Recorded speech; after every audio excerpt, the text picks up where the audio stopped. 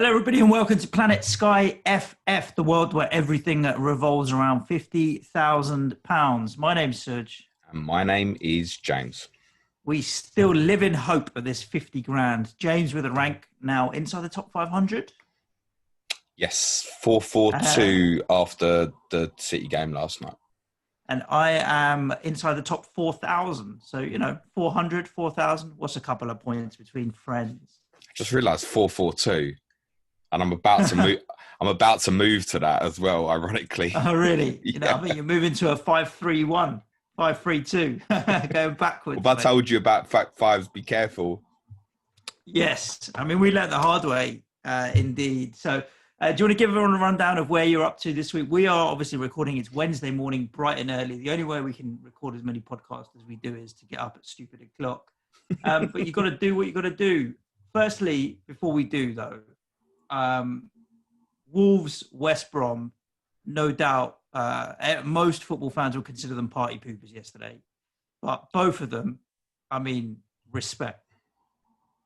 Respect, yes. Getting the results. I mean, for Sky, the one thing about last night in the first everybody got a slap from Sky. It's the same for everybody, right? So Zouma and De Bruyne were the highly owned players. Even to the extent of like Ruben Diaz's own goal, a lot of people might have gone, I fancy De Bruyne might not play, or Diaz is definitely getting a 10-pointer here, wouldn't you? You would have thought that. Oh yeah. And obviously the own goal compounds the clean sheet as well, right? So he's cost him 7 points there. So Diaz, De Bruyne. I mean, De Bruyne at shots here, so if you captain him, it's not the worst thing. If you captain Diaz, you've still got a 3-pointer with an own goal. Anybody went Zouma? No passing tier for Zouma last night? No, for a change. And he got a yellow card as well. Did he? No, sorry, it was goals conceded -1. It was Reece James that hit the... Well, did Reece James It's always frustrating. Nothing. 1 point of Reece James. So, yeah. So they're probably the 4 guys that might have got the armband. I guess a few might have been on Sterling or something. Yeah, they've all done nothing, right? So everyone's in the same boat. I was 89 for the weekend prior to last night. 11 added with De Bruyne and Ruben Diaz. There was a little bit of debate of buying a Chelsea player last night, which timing-wise was wrong. But obviously there was concern for me on Joel Matip's injury. The way I looked at it, I thought if I can get one game out of him against Tottenham and Palace, I'm probably better off just going with that than getting the Chelsea player in early. Gives me more time to make a more informed decision, allows me to recover for Monday night if I have any injuries in between as well. So I've not made any moves from that point of view. I did go Diaz to Dallas myself on Saturday. So at least he had the points from Saturday, which timing-wise wasn't the best, but it was the best entry point for myself. Would have been a sickener if I went in last night. Jesus. So I'm on 100 points exactly for the game week at the moment, which, as I said, has me up to 442 overall. Robertson passed here at Fulham. 15-pointer from Martinez was nice. De Bruyne's on 12 points after what feels like a shit week. Oriol Romeo, a bit of a star this week. Assist and tackle tier 2 for an 8-pointer. Bamford's captaincy assist Friday night for 10. Salah penalty 18-pointer Sunday. Jamie Vardy's 13 points Sunday as well. So I'm on 100 with likely 9 left to go this week. Nice. And you only made the one transfer to Ruben Diaz. You're not planning on any more transfers this game week? No, a Chelsea player in Monday night. Yep. Which so next match week, but yeah. Is going to be a really close call, most likely, between Zouma and Reece James. But like I said, if I walk into an injury somewhere else, for example, let's say Salah got injured on Saturday, there's every chance I might buy Timo Werner on Monday night. So I'm not locked into what I'm doing yet. I would probably... to be honest, I really haven't decided between Zouma and Reece James. I think it's tough. One of the reasons I think it's tough is because I don't think the passing tiers with Zouma is as clear and obvious as everybody else thinks it does. So there's now, for example, not hitting passing tier at Wolves is concerning, actually, for a centre-back. I know they've changed system a little bit, so there might be a bit of adjustment in terms of what expectancy is against Wolves. Looking further back, he also didn't hit passing tier away to Burnley. And I've spoke several times about that he's been picking up passing tiers in games you would expect him to pick up passing tiers in. So I'm not convinced this is locked as what many people think it is. And Reece James offers up a multitude of different solutions. I mean, against Everton on Saturday, he hit tackle, shot, and passing tier, didn't he? He did. Yeah. So an 8-pointer in a 1-0 defeat, which, I mean, that's amazing, right? So I'm not decided yet. I think I'll probably end up going Zouma because the security of playing starts over Christmas period is a little bit more likely. I think just positionally where Reece James plays, he's likely to miss a game somewhere. Yeah. He's probably going to be either the Arsenal or the Villa game. I suspect it might be the Arsenal game, actually. You know, the thing is, at that price between the two of them, I mean, they're the same price. The exactly same price, yeah. I honestly think between now and the overhaul, if you tot up their points, there might be 5 points in it. I just don't think it's a decision that's going to really particularly swing one way or the other. Eventually, net, they'll kind of roughly be in and around, unless Reece James in any particular game goes mental and pulls off a 15, 18 pointer. The other thing is, I might buy both. Yeah, I mean, that's not a bad shout. Who would you sell? Well, I'm just thinking on that basis, if I had a couple of injuries, that's a way I might fall. Let's say I walked in, say Matip gets ruled out for a while. I might move Matip and Robertson to James and Zouma, for example, and just try and take the gains on it. I'm just not a lover of the fixtures, though. It's still a tough run, right? West Ham, Arsenal, Villa, City. Okay, yeah. Fulham obviously are the single game day on the Friday. I mean, that's obviously, I hate the word, but you do need a Chelsea player that night is essential, basically.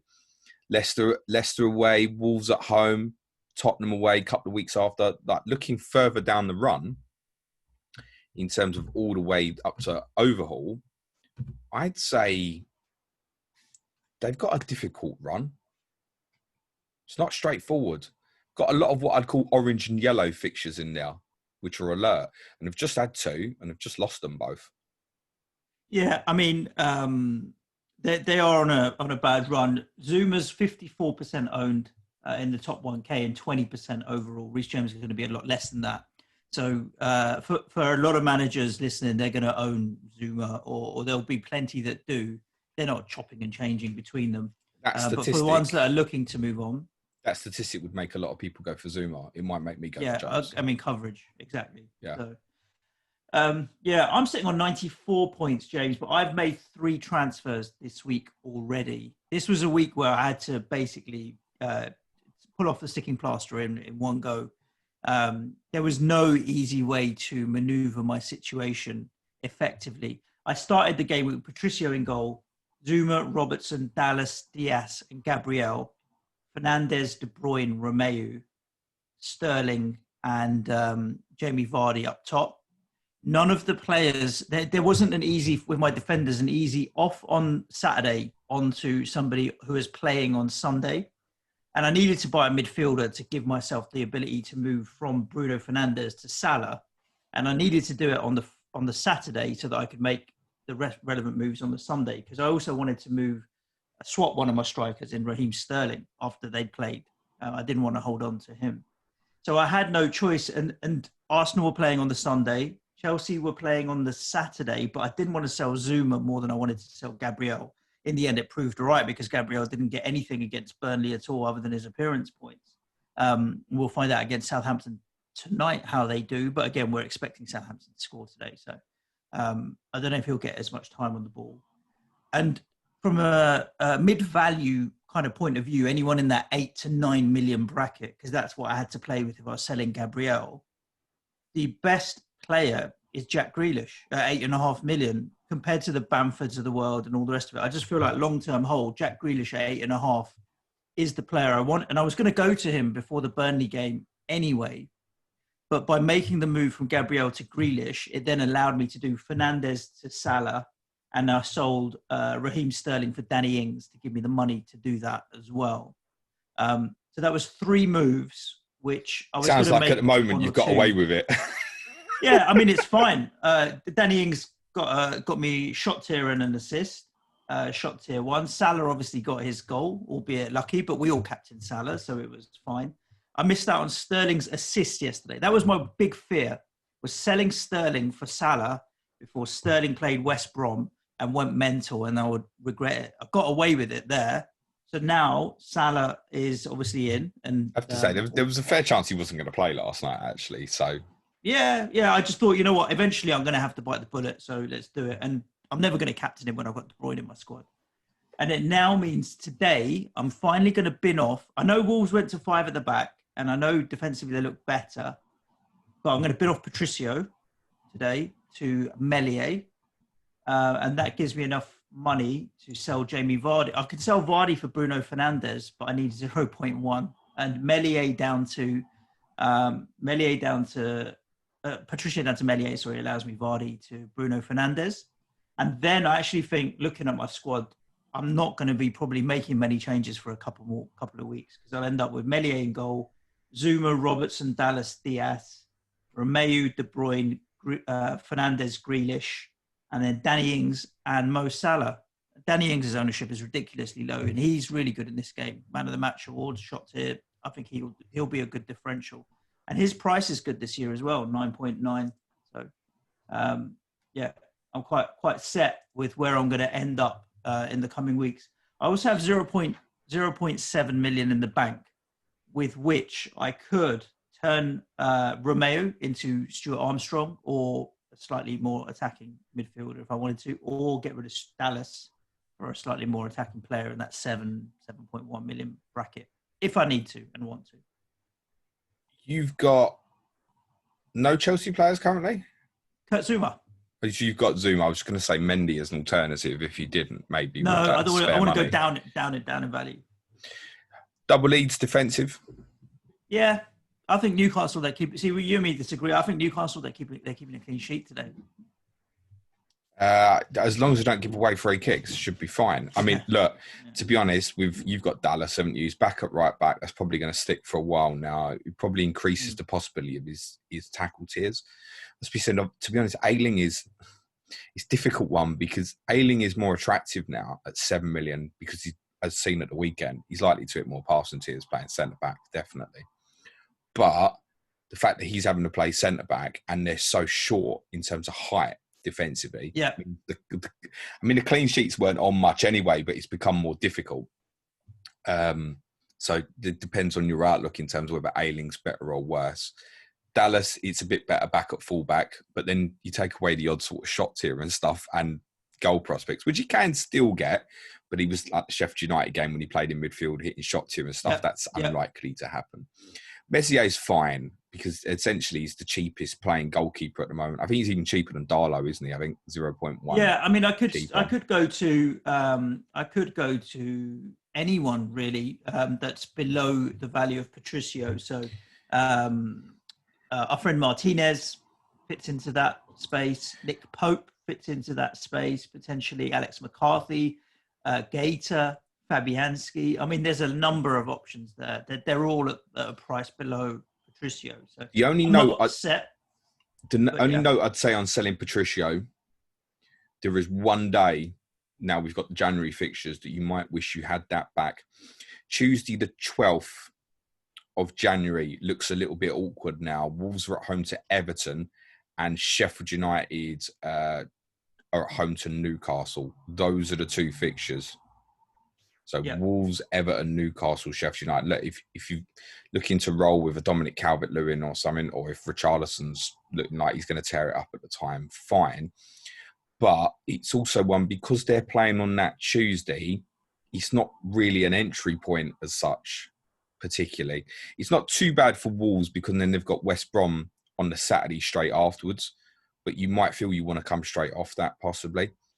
Everton, looking at theirs, again, they've got Villa on the Saturday afterwards. So to be fair, you probably can go in on the day. It's not the first kickoff, although those two teams are quite predictable in terms of what they're normally going to do with lineups. But I'd just be a little bit cautious of that when you sell Patricio.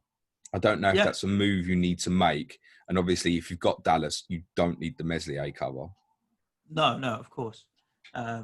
May look elsewhere in terms of West Ham. Potentially even Fabianski's very cheap in this. He makes quite a lot of saves. But in terms of an actual exit point, if you wanted to leave Patricio, I don't disagree that now's a good time. It might be that's come up and you might need the coverage for it. For example, at the moment, I don't have any coverage for that day, so I need to give some thought what I would do. Yeah, me neither. I'm going to end up having used 5 transfers in one game week. Wow. What would that put you down to transfer-wise? 23. 23. Okay. Yeah, it's all right. I don't mind that. I'm not blagging anybody, and I'll happily come back next week with a better plan. But all I was doing last night was watching the football and then updating the spreadsheet for my patrons. In terms of my own plan, what I'm doing transfers in January, I'm not lying. I have no clue because I haven't looked at a plan yet personally. I will do in the next 48 hours or so. But I did notice... I'm planning on making none between... after this game week, I don't... Other than injury, I'm not planning on making any until Boxing Day, until the next kind of wave. I don't have any other moves that I need to make, and in terms of taking advantage of 2-for-1s, 3-for-1s, there isn't anything else left there for me that I desperately need to do. So I would give serious thought to holding Patricio. Then, if you don't know what you're kind of thinking with that spare money, that's probably going to hold you off a problem. And then suddenly, actually, ironically, over the next sort of 7 fixtures, as well as a possible captaincy cover, you also get in Wolves versus Burnley, Tottenham, United, Brighton, Everton, West Brom. Is the next 6 fixtures, that's not bad. You got 3 teams possibly fighting relegation. Everton, United and Tottenham can have bad days in front of goal. Yeah. The other thing though, James, I need to find the money to turn Jamie Vardy back into Bruno Fernandes, which has to happen tomorrow, technically, not today. But if I'm moving off Patricio, to do that, I'm doing that today.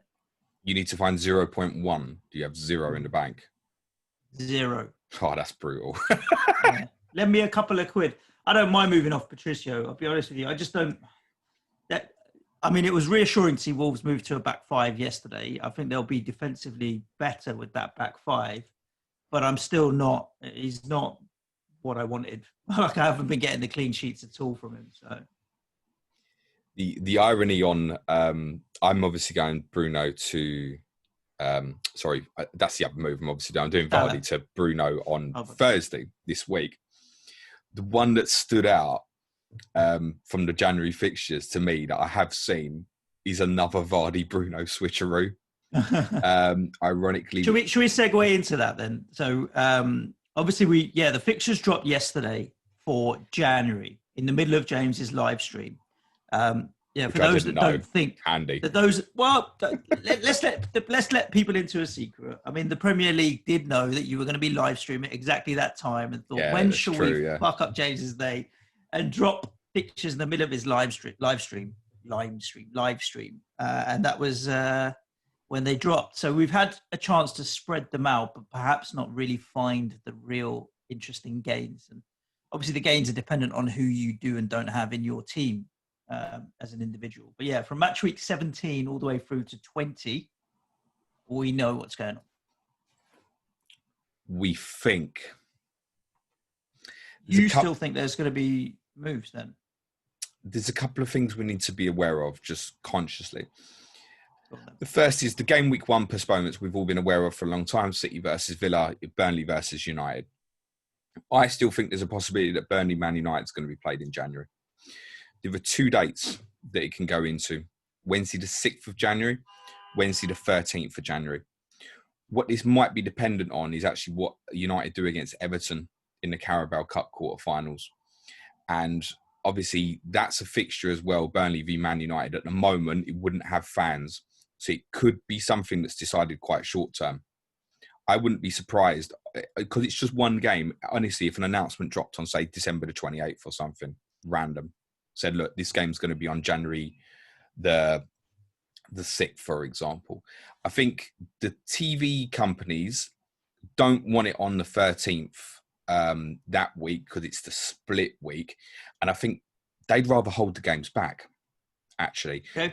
Because United have fallen into the Europa League, they're running out of dates. Like, if they win that Carabao Cup quarterfinal against Everton and in the semi-final, that blocks that week, the January the 6th. That would definitely block it. The 13th is free.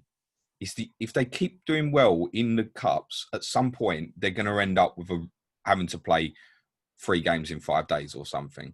It would make sense to book it into one of those 2 game weeks. So don't rule out that possibility. City Villa could be on the 20th of January, which is also a Wednesday. However, I think it's highly likely now that will probably be February the 17th, which is a UEFA Champions League last 32 first leg night, and is also not an English team playing that night. So that would obviously be after overhaul. For the Villa-Newcastle game that's been postponed, I'm 99% sure that will be after the overhaul now. It actually doesn't fit anywhere easily. Right. Even should Newcastle lose to Brentford, which is the one we've kind of mentioned in the Carabao Cup quarterfinals, because Villa are playing on the Friday night in the FA Cup, it doesn't even really work in that midweek anymore. Someone would have to play 3 times in 2 days, basically.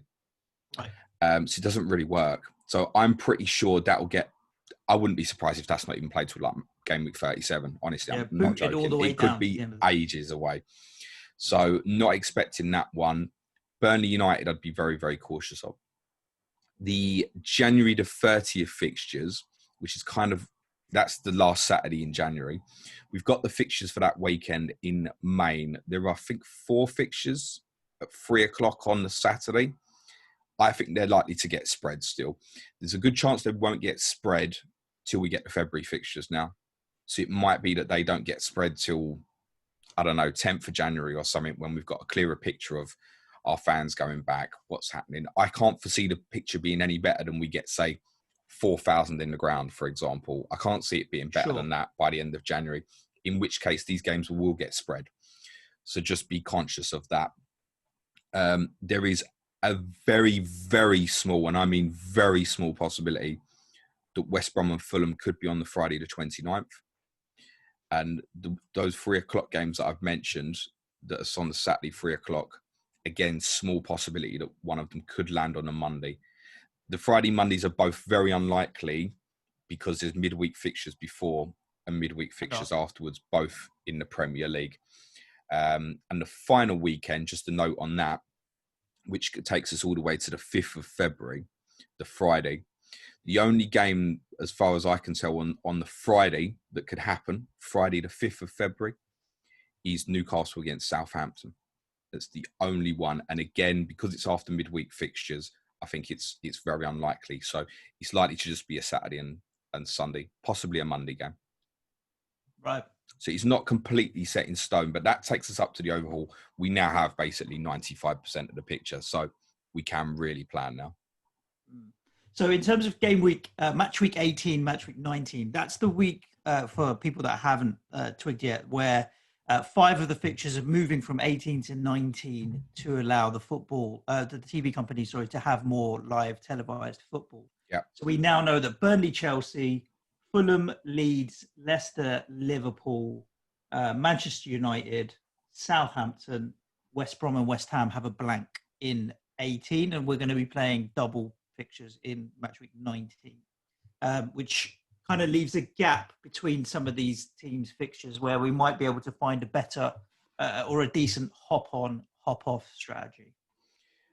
The best advice I can give you for Sky is, if you're an FPL player as well, get the whole blank and double thing out of your head.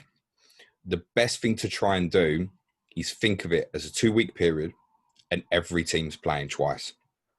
That's the best way to try and think of it. So all the way from the Tuesday the 12th up to the Thursday the 21st, every team plays twice. Think of it from an FPL and a Sky point of view, you said a second ago.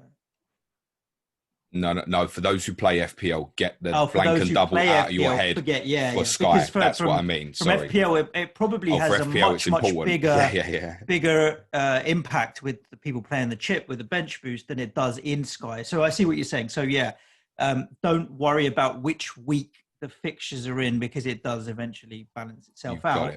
But just look for the timings between the fixtures. What we wanted, really, cheekily, from a Sky perspective, was we wanted all the teams that have had their fixture moved to the second midweek of the 2. We kind of wanted them all to play on the Sunday, so we could see the obvious gains Sunday, Wednesday twice, over other teams playing twice, perhaps Tuesday and Saturday in the first week, for example. There isn't a lot of that. So where I thought this was going to be a period to absolutely hammer this, I don't think that's necessarily the case anymore. As I said, I haven't come up with my own plan as yet, but there aren't massive ones where I think, oh my gosh, this has stood out as absolutely amazing. There's nothing that's really got hold of me massively. Like I said, I see there's quite an obvious Vardy Bruno jump again, which means missing Bruno against Liverpool this time and then going back again.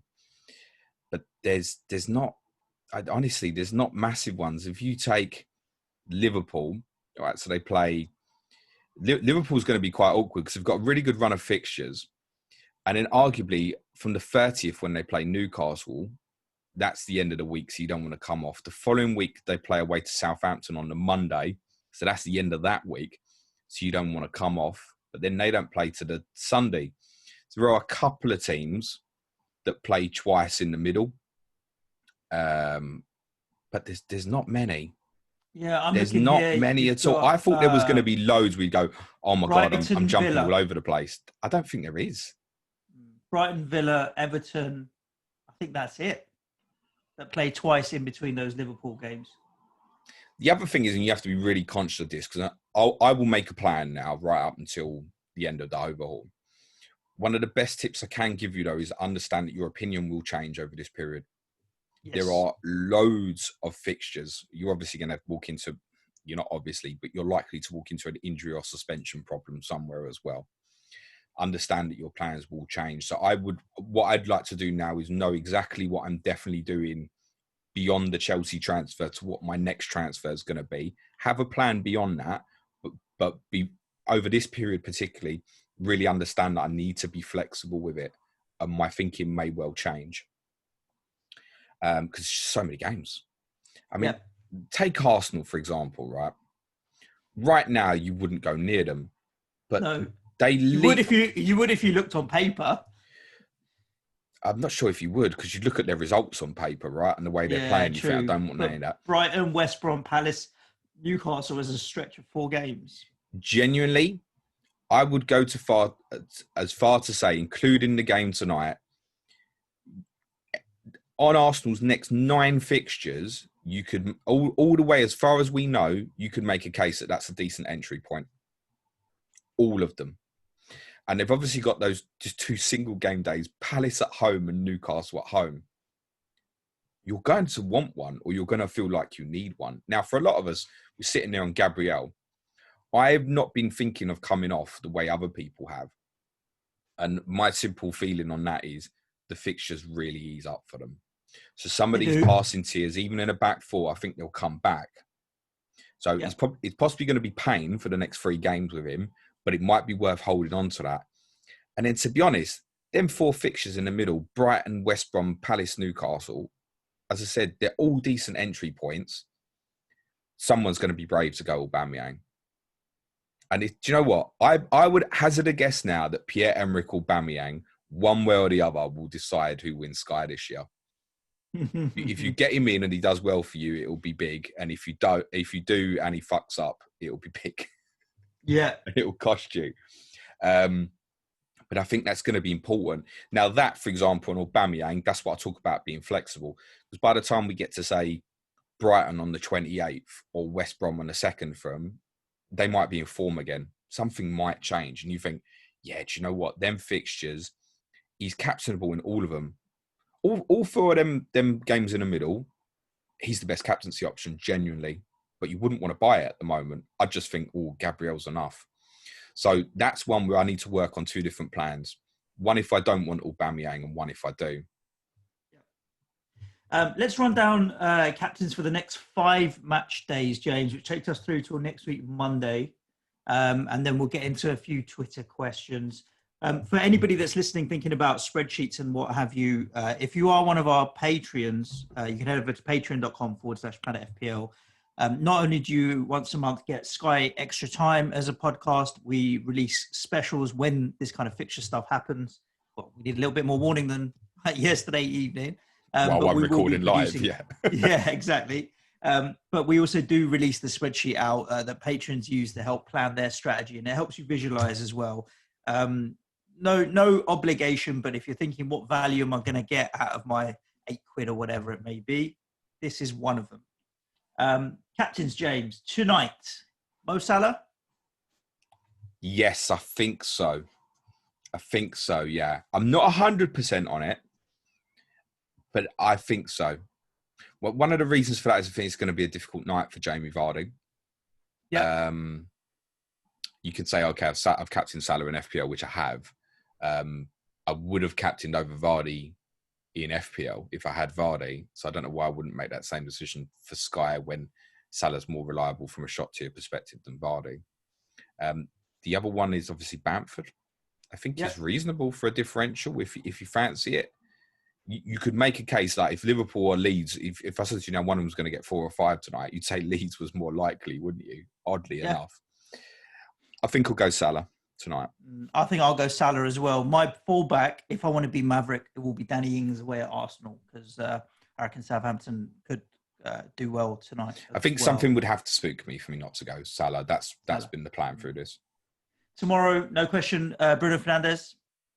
Yes, I'll be going Vardy to Bruno tomorrow, unless I get an injury somewhere else in the team and I have to change that plan. Repivot. Yeah, I'm on Bruno Fernandes tomorrow as well. On Saturday, James, Salah against Crystal Palace away? Either way, it'll almost definitely... I'll find a way to get Bruno anyway. It might be 2 transfers, that's all I'm saying. I haven't looked as far ahead as the weekend. Saturday, Salah, I would say yes. It's kind of Salah versus De Bruyne, I think, isn't it? Yeah, I think away at Palace is probably a better shout. Although I'm looking forward to watching West Ham Palace tonight, and I'll probably make a call off that. Yeah, again, I think Salah more than likely. For that one, I mean, the benefit of Saturdays, you'll know if Salah's in the team or not, because it's to 12:30, right? So there is a case to say that De Bruyne might have a little bit more space-wise against Southampton, but at the moment, I don't think his mates can finish the chances that he's creating, which is a big problem. So I think I'll be going Salah. On the Sunday, you do marked on your spreadsheet Manchester United at home to Leeds as an option with Bruno Fernandes as captaincy. It will be Bruno for me. I completely understand those who've got Kane will want to go Harry Kane. I mean, it's reasonable as well. Yeah. You could even make a case for Jack Grealish away to West Bromwich Albion. Grealish would not be bad either. Option. And Jack Grealish is an option Thursday as well. Should I fall into a problem where it's for whatever reason I can't get to Bruno tomorrow, I wouldn't hesitate just to put the armband on Grealish. Of course not. But it would be Bruno for me again Sunday, yeah. And the Monday night game, Chelsea at West Ham. You're going to stick with a Chelsea player. He'll hit shot tier 2, by the way, on Sunday if he plays the whole game, Bruno. Yeah. As a bet. Monday will be a Chelsea player. I think if you ask me to pin me now and say, what am I doing? I think it'll be Zouma. But genuinely, I haven't decided for him and Reece James. I think it's really tough. I think a lot of it is. No doubt about it. I think a lot of it depends on if you're kind of deciding which one of the two you're going to buy. I think a lot of it depends on your characteristics of what you want as a Sky manager. So for some, it's a case of covering the ownership. So you'd go Zouma. For some, it's a case of, okay, it's more security on starts over the Christmas period. You would think that Zouma, I think all of us can smell that somewhere over this period, because they've got 3 games in 6 days or something, is it? I think we can smell that Azpilicueta probably plays a game. And then you're thinking, hang on, this is the bit where I want the game. He's going to miss one. Zouma seems a smarter choice. But the flip is, Reece James, and he can pick them up from everywhere. He's taking more free kicks for Chelsea. He is beginning to push Trent in terms of the way he's playing from a fantasy perspective. As an overall player, he's probably already better than him. So I don't think it's an easy call. And for me, who likes the attacking fullback naturally, Reece James I'm drawn to now. The more I watch him, I think, yeah, I'm drawn to you. You're on free kicks, etc. Passing tiers if they dominate the balls on. Yeah. Tackle-wise, you don't feel like anybody gets beyond him and beats him. No. And he was it shot here at the weekend? It's not the first time this season, I don't think. So that's alluring to think, could you land an armband on him and he pops you off big and gets you a 40-pointer or something? Which Zouma is, of course, capable. Zouma's scored 4 times this season. So there's the flip of that as well. I think I'll end up leaning to Zouma because I just feel that the clincher will be the Christmas fixtures. I think, and just thinking, yeah, this is a little bit more secure. If something happened to Zouma between now and then, I would not hesitate to buy Reece James. And like I said, there's a lot of games to be played in between that game taking place. I think knowledge-wise, we get 16 or so. I'm bound to find a different problem. And I wouldn't rule out, like I said, Werner. I tell you what, Christian Pulisic was lively last night. Yeah. And he is a great Sky price. I don't think I can make that happen again, though. I need someone in there who's going to stay in there. I think whoever I buy won't move for me till the end of the overhaul. There is a period potentially, I think January the 30th, depending on where the last two fixtures fall, that you could make a case possibly to coming off after they play Burnley at home with Tottenham away afterwards. Depends the way it lands. But at the moment, I don't see many good exit points for them. Possibly after they play Aston Villa on the 28th, because Manchester City's afterwards on the Thursday feels like a nice gap. But the fixture after that's Fulham away on the Friday. And you definitely, you want the coverage for it, don't you? Yeah. So I think whoever I get stay until the end. We've got quite a few questions here on Twitter that people have sent in. If you don't follow James on Twitter already, at Planet FPL Pod, what are you doing? But that's how you get your questions into the show and we answer them. You ready for this, James? Go. I've had a quick scan. I reckon this is going to be pretty quick fire. Okay. Based on the questions that we have. And starting with all this talk about Reece James, there's only one other place to start. It's Reece Sky FF, spelt properly. Thank you again, Reece, for spelling the name the right way, the Welsh way. How many transfers are you planning to have come overhaul? I can't answer that yet because I haven't put my plan together. I've not had time. That's the honest truth.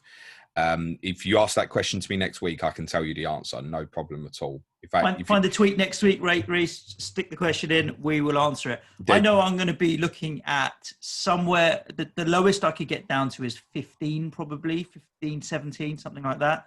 And anything upwards of that, I think I'll be around 18, 19. To be honest with you. My initial reaction is that I'm not going to use as many as I thought I would. That I would say that's my initial reaction to the fixtures. Yeah. Alex Turner asks a couple of questions, one relevant to me too. Have I missed the bus on Martinez now? I could bring him in tomorrow for Patricio. Obviously, that question was asked to Patricio for Martinez, who play Burnley tomorrow. No, that's absolutely reasonable. The only thing I would say is, I think now with the bigger picture, I've got Martinez and it's absolutely fine to run with it, by the way, because he's cheap as well. There's no necessity for him now, though, I would say, looking ahead to the fixtures. Most of us are probably going to have Jack Grealish to complement that. And there isn't a game day where I think, Villa are the best choice. There's one game day which is really interesting. It's going to be fascinating when it comes around, which is Saturday the 16th, where there's 10 teams playing, but none of the so-called big six. Right. And there's a really interesting split. And you think, Leicester Southampton playing that day. Great. Yeah, they're playing each other. So it's not easy. Villa at home to Everton might be quite balanced as well. West Ham at home to Burnley. Those are probably the 5 teams that stand out. 4 of them are playing each other. That's a really interesting one. Now, you're probably going to have coverage for it somewhere. But that could be a decisive Saturday, honestly. It's not an easy call. I think what would probably end up happening when it comes around, a lot of people just fall into captaining Jack Grealish against Everton because of ownership numbers and stuff. But that's a really interesting Saturday to be aware of. So there's a case there that Villa might be the best on that Saturday, but there's nowhere else where I think you'd put the armband on him, to be honest. And there is a case for arguing that could make Jack Grealish expendable once they get past these nice fixtures, which is after, obviously, Crystal Palace on the 26th. It's not a player that I would want to be removing personally. I don't think in my plans. In terms of Patricio replacements, Jack Murray does ask, who is the best Patricio replacement from Wednesday or Thursday onwards? Forgive me if this has been previously mentioned, but we have talked about it, Jack, but I'm going to put James on the spot and get him to pick one. I haven't picked one, but there are 5 or 6 at the price below, you know. Gator, Fabianski, Martinez, Nick Pope. There are plenty below. I think the answer is Martinez still, actually, generally speaking. But I would probably leave the money aside to possibly go back. You've got 5 fixtures of Martinez, and you can lose 3 of Patricio, which is Burnley, Tottenham, Manchester United. Get Patricio back for Brighton on the 2nd. Then they play twice before Villa play Tottenham. So there's a nice little run there, possibly. My immediate look on that is actually Martinez and then back. Might be interesting. I don't know if you want to fuck around with your keeper like that. That Tuesday the 12th has made the idea of selling Wolves a little bit difficult. And I think individually you need to have a closer look at that. My immediate reaction, having not spent a huge amount of time looking at it, would be Martinez. But you'll probably want Patricio back if you take that path. Let's look at another player that's been getting a couple of questions here. Kevin De Bruyne. So Alex Turner says, any thoughts to sell Kevin De Bruyne? Whereas Zuri Fox says, can't believe I'm saying this, but is Kevin De Bruyne essential apart from that 22 points per game average for someone for his price? Surely money could be spent elsewhere. Do you think has selling De Bruyne crossed your mind at all? And I have to say, based on yesterday's game as well, it's not about De Bruyne. It's about the rest of the players in the team with him at the moment. It's so frustrating. So frustrating to watch him struggle like that. The thing is, and I mentioned this a couple of weeks ago in terms of saying for the first time, yet it crossed my mind as well. And one of the reasons for that is you think, can Ruben Diaz cover me off? The issue is this. Now we've got these fixtures up till the last weekend of January, and we can't be sure of Manchester City's day yet in match week 21, but it's Sheffield United at home. So either way, you're probably going to want to put the armband on a City player. Other than this coming Saturday, I think every single game they play, they should be the best captaincy option. Therefore, for me, he can't go. Unless it's a quick hop on, hop off, like I need to move the money around with a Kane or a Vardy or something, on, off, maybe miss one game if I think Liverpool can cover me off, or Bruyne, for example, something like that. But genuinely, nearly every day they play, they should, in principle, be the best choice on the fixtures. The scary bit is they've scored 18 goals in 12 games. Same time last year after 12 games, they had 35. Wow. 12 games from 18 goals in 12 games for Manchester City is shite, right? You remove the Burnley game, it's 13 and 11. And they've played all 3 promoted teams, and they've played all 4 of the bottom 4 currently. Wow. It's not good. It's not looking good at all. You're right. A few more questions here. One I look at straight away and pull the face, James. Tartan Espanyol. I like the look of Antonio with his Brighton fixture onwards, but with his fitness concerns, is he viable? No. I wouldn't even... as great price, great asset, great everything, out of position as a midfielder. Can't trust it with this period, with all the fixtures coming thick and fast. So no. Just wouldn't do it. West Ham need a second look, just genuinely as well. So people like Soufal was really cheap. Fabianski, you could make a case, but I don't think that's the one off Patricio, unless you go tonight. You can make a case to go tonight. Best entry point really for West Ham is obviously Monday or the Brighton game afterwards. Understand that. When West Ham play Brighton, if you want to wait a bit longer and get, say, the Chelsea game information and perhaps the information from tonight, if Antonio's available, he's very interesting. There's 2 reasons why he's really interesting. One, actually from the Chelsea game onwards, you've got 4/2 on a lot, because they obviously played a Monday at Chelsea, and then there's Wolves, Burnley's the other fixtures. There's no gain on the 3 other teams. And then on New Year's Day, they play Everton, and United and Villa play that day. So there's no gain. So there's no gain on 5 teams. There are 15 other teams where West Ham have a 4/2 over. That also applies similarly if you wait the extra week for the Brighton one. There's definite 3-for-1s. The other interesting thing is, yes, you can come off on New Year's Day.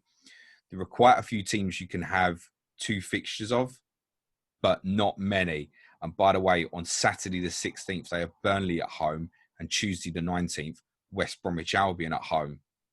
So there's entries again and exits again.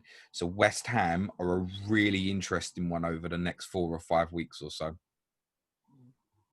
A couple more questions here, James, before we wrap up. A few interesting ones. This one's about Gabriel, who I've just sold from Adrian Tour.